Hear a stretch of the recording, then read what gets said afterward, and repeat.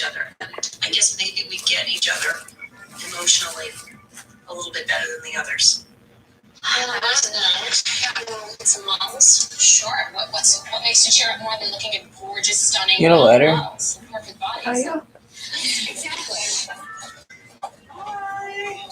Hey, sorry I'm late. Am I late? Thank you. You're welcome, Barry. That was so cute. How are you?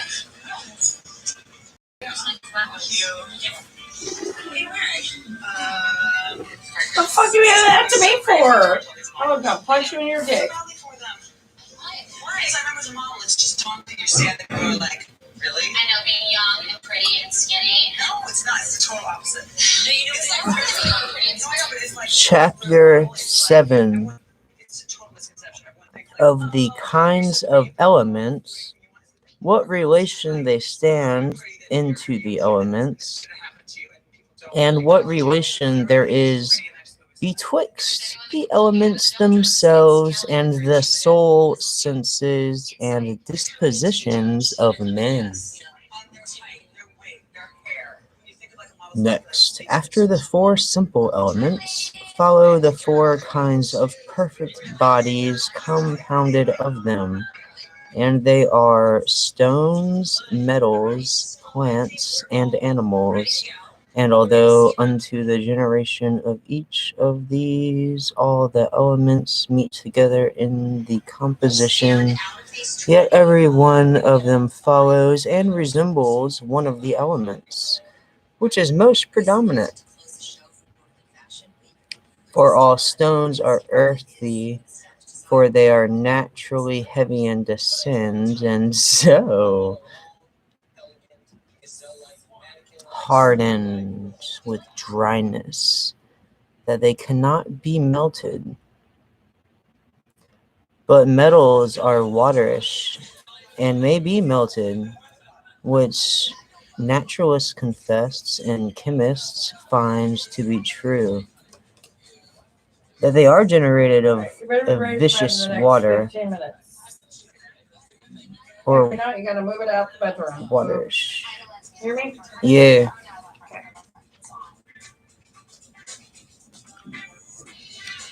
Just so you know, about 15 minutes. Hanging up my clothes. I'm gonna go pee. I'm gonna make you go get me a bottle of water. Okay. As I was saying, metals are waterish,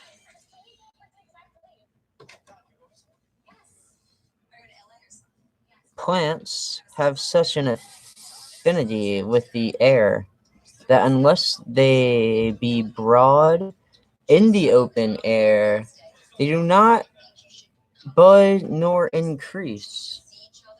So also all animals have in their natures a most fiery force, and also spring from a celestial source.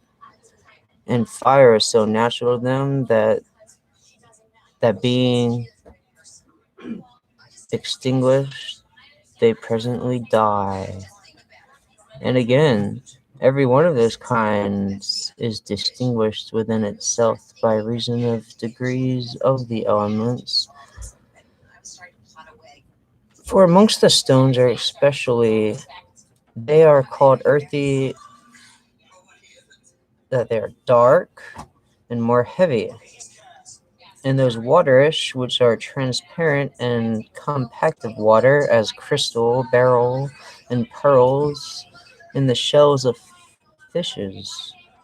And they are called airy, which swim upon the water, and are spontaneous, as the stones of a sponge, the prudence, the pumice stone, and the stone sophis. And they are called fiery, out of which fire is extracted, or which are produced of fire as thunderbolts, firestones, and the stone asbestos.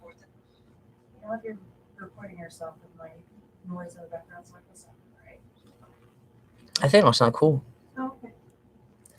Also, amongst metals, lead and silver are earthy. Quicksilver is waterish. Copper and tin are airy, and gold and iron are fiery. In plants also, the roots resemble the earth by reason of their thickness, and the leaves water because of their juice, flowers, the air, because of their subtility, and the seeds the fire by reason of their multiplying spirit. Besides, they are all called some hot, some cold, some moist, some dry, borrowing their names from the quantities of the elements. Amongst animals also are the comparison of others earthy and dwell in the bowels of the earth as worms and moles, and many other small creeping vermin. Others are watery as fishes, others airy, which cannot live out of the air. Others also are fiery, living in the fire as salamanders and crickets, such as are of a fiery beat as pigeons, ostriches, lions, and such as the wise man calls beasts breathing fire. Besides, in animals, the bones resemble the earth, flesh the air, the vital spirit the fire, and the humors of the water. And these humors also partake of the elements, for yellow chloral is instead of fire, blood instead of air, phlegm instead of water, black horror or melancholy instead of earth. And lastly, in the soul itself, according to Austin, the understanding resembles fire, reason the air, imagination the water, and the senses the earth. And these senses also are divided amongst themselves by reason of the elements. For the sight is fiery, neither can it perceive without fire and light. The hearing is airy, for a sound is made by the striking of the air. The smell and taste resemble the water, without the moisture of which there is neither smell nor taste. And lastly, the feeling is wholly earthly, and takes gross bodies for its object. The actions also and the operations of man are governed by the elements. The earth signifies a slow and firm motion. The water signifies fearlessness and sluggishness, and reminiscence and working. Air signifies cheerfulness and amiable disposition, but fire a force, quick and angry disposition. The elements, therefore, are the first of all things, and all things are of and according to them, and they are in all things, and diffuse their virtues through all things. Ah.